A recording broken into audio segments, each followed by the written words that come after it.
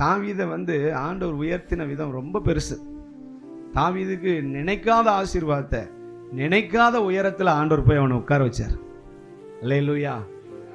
எந்த மனுஷனையும் குறித்து அவர் அப்படி சொல்லலை. தாவீதை குறித்து என் இருதயத்துக்கு ஏற்றவன். சிலர் தான் நம்ம ஹார்ட்டுக்குள்ள என்ன செய்வோம், சிலர்கிட்ட கேட்டால் உங்கள் ஹார்ட்டில் யாரும் எங்கள் வீட்டுக்காரரை சாமியாக நினைஞ்சிருக்கேன் வச்சிருக்கேன் பாஸ்டர்.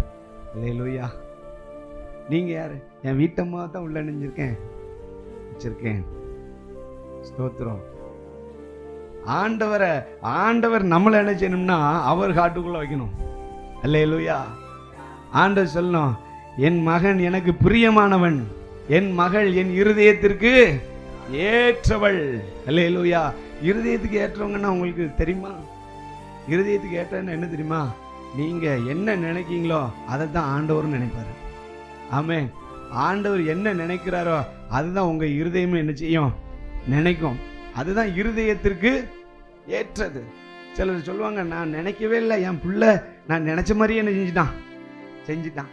நான் நினைக்கவே இல்லை என் பொண்டாட்டி நினைச்ச மாதிரி ஒரு சட்டை இணைஞ்சிட்டான். இதெல்லாம் என்ன நினைக்க? அந்த இருதயம் இணைஞ்சிருக்கு, இணைக்கப்பட்டிருக்கிறது. அல்லேலூயா. நாம நினைக்கிறத அவங்க செஞ்சிருவாங்க பாருங்க. அப்ப என்னன்னா அங்க ஒரு ட்ரூ அன்பு என்ன செய்கிறது, உண்மையான அன்பு அங்க காணப்படுகிறது.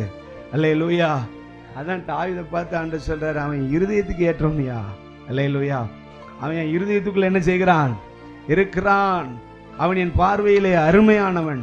அவன் ஆண்டவர் அப்படியே உயர்த்தினார் பாருங்க. ஐயா, லெவல் வேற லெவலுக்கு கொண்டு போயிட்டார் ஆண்டவர். இஸ்ரவேல் அவனை போல ஒரு ராஜா எழும்பினதே கிடையாது. ஆமென். அவன் போகிற இடமெல்லாம் வெற்றி.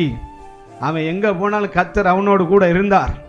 அவன் செய்கிற காரியத்துல எல்லாம் கர்த்தர் அவனுக்கு பக்கபலமா இருந்தார். அல்லேலூயா. சில நேரத்துல தப்பு பண்ணா கூட அவர் சொல்ற, தாவீதுக்கு அருளின மகா பெரிய கிருபை. அவனுக்கு தான் ஸ்பெஷல் கிருபையாம். எதனால? தேவனுடைய பார்வையில் அருமையானவன். அப்பாவுடைய பார்வையில் அருமையா இருந்தா தேவன் நம்மை கனப்படுத்தி கொண்டே இருப்பார். எந்த மனுஷன் முன்னாலே நாம கனவீனப்பட மாட்டோம். எங்கேயும் ஆண்டவர் நம்ம தலை குனிஞ்சு போகவே விட மாட்டாரு.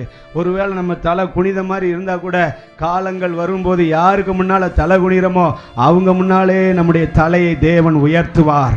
ஹல்லேலூயா. கையை தட்டி ஒரு அல்லேலூயா சொல்லுங்களேன்.